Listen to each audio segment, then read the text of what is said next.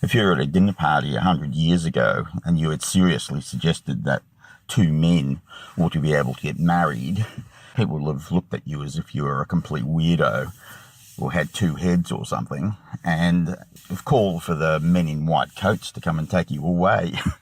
But the degeneracy of modern culture is such that a sizable chunk of the population of seemingly reasonable people agreeing with this egregious nonsense, and the majority of the population to actually vote this stuff in at a referendum, to say nothing of conservative commentators on the cultural scene who should just know better and have simply fallen into line with, would you believe, leftist ideological dogma. But it does bring into focus a crucially important and extremely effective device used by the left, which I call the motherhood statement.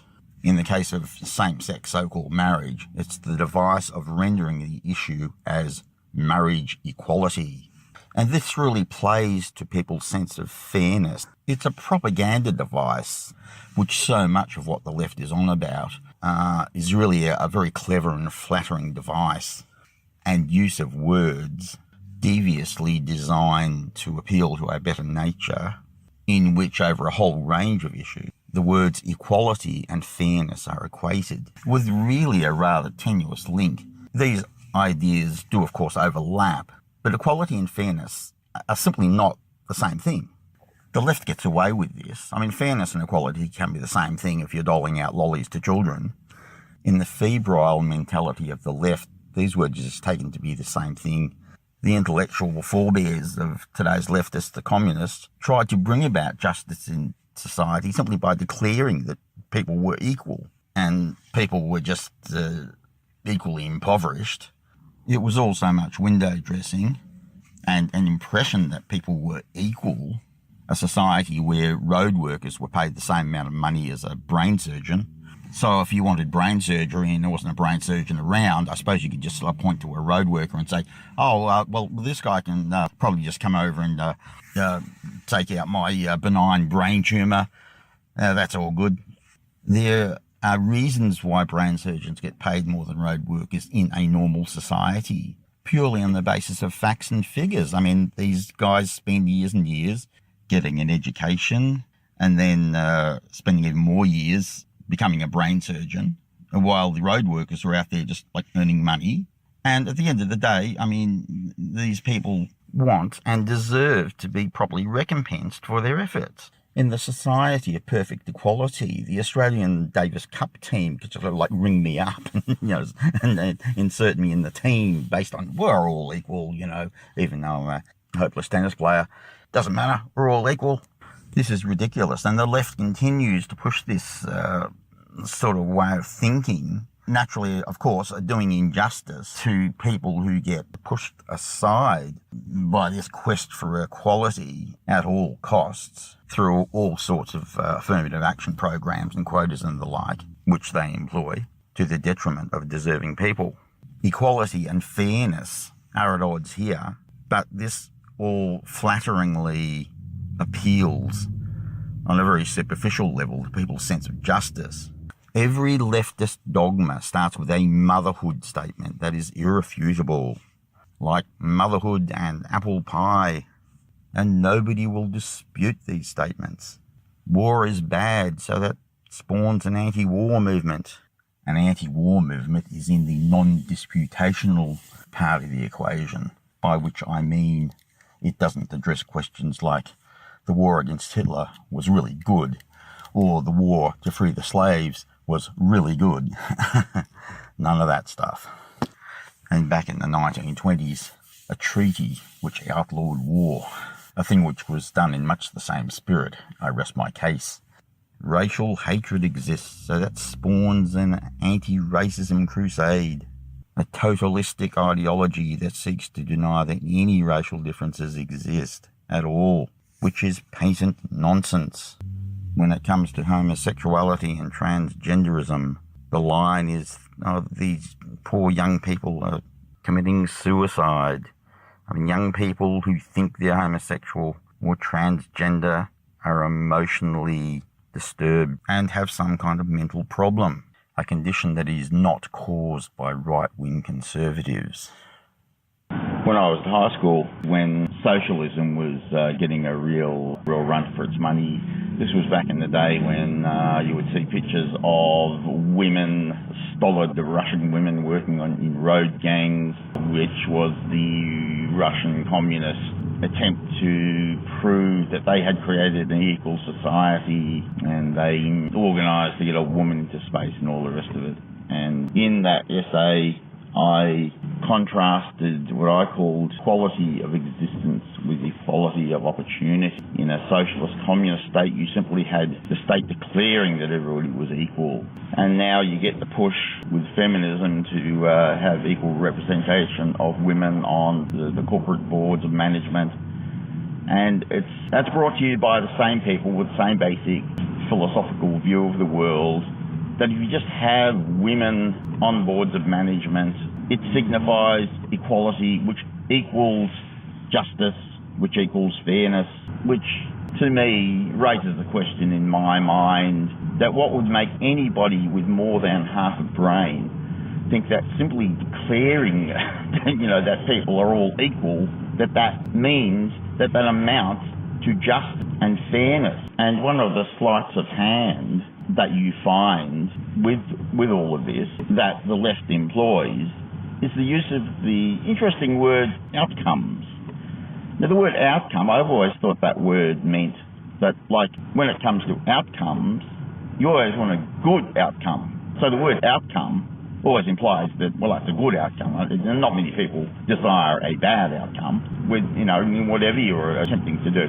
But with the left, there's a sleight of hand, like in business or whatever, the outcome is to make profits, or if you're playing sport, the outcome is to win the game, and that's a good result. But of course, apropos of what I've just been talking about, that in their view, getting women on boards of management, for example, simply more or less appointing token women to boards of management, regardless of skill levels, competency and all that sort of stuff, that the outcome is that you've got the women sitting there on the board of management through affirmative action.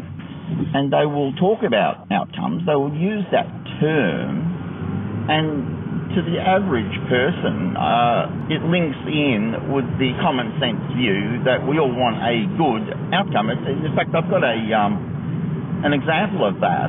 Back in the day when feminism was making its impact on society, a lot of governments set up offices for the advancement of women, and they were all but declaring that, well, we spent $25 million setting up this office for the advancement of women. So can you see just how much advancement has taken place?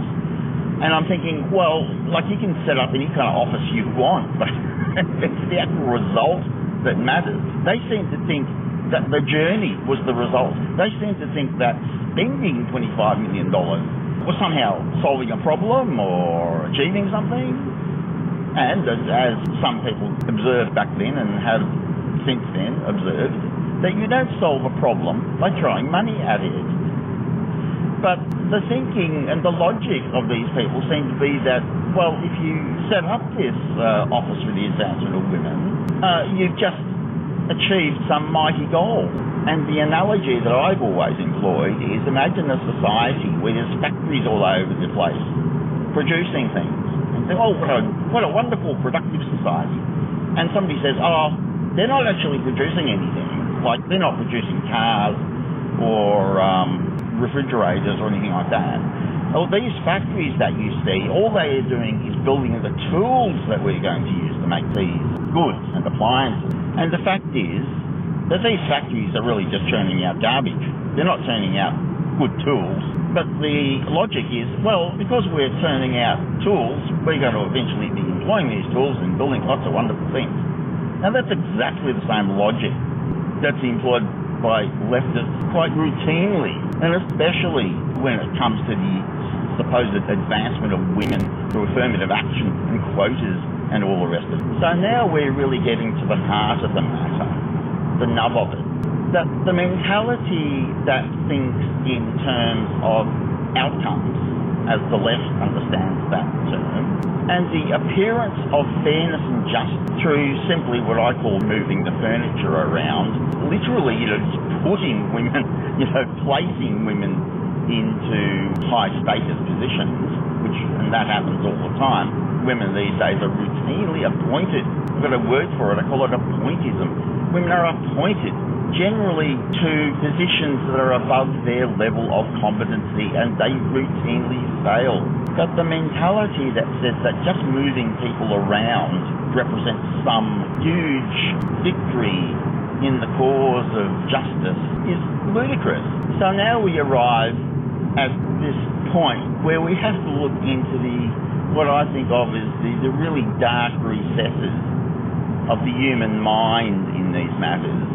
That really whole thing of simply declaring that people are equal and that amounts to justice reflects simply the desire of a certain kind of person to be seen to be an effective activist for social change, which has to do with their internal psychological state. It's not a reflection of how the world actually is. So Soviet commissars back in the days of communist rule in Russia could kid themselves that they'd work some great social revolution. The key to this is, and this is what you find with feminism, the feminist argument is that if you place women, even placing them above their level of competency, into higher positions, people will get used to seeing them there, and that will overcome the completely irrational bias and prejudice that has existed against women, and that simply placing them in higher positions will somehow change the way people think, which is what's driving all the inequality. And the Bolsheviks believe the same, of course, that if you create a society where everybody starts being equal, and you have a dictatorship of the proletariat for a while, people will get the idea and just start to be really fair and act fairly according to Marxist, socialist, communist precepts, which is fine, except that doesn't happen. That's a mere technicality. Nevertheless, the whole point to this discussion is to focus attention on the minds of the people pushing this revolutionary political nonsense. People are having a lend of themselves, and the big question is, why do they do that? And that's because of a moral and spiritual vacuum in the modern world. And I believe that comes down to the fact that people have been living lives of fabulous economic prosperity. To put it in ordinary speech, that people living in Western societies are a bunch of spoiled brats who seek relief from the boredom of life and from the meaninglessness of a life without real religious experience and without real spirituality, and they seek solace by other means. And that is at the heart of this manic drive for equality. That's all for now.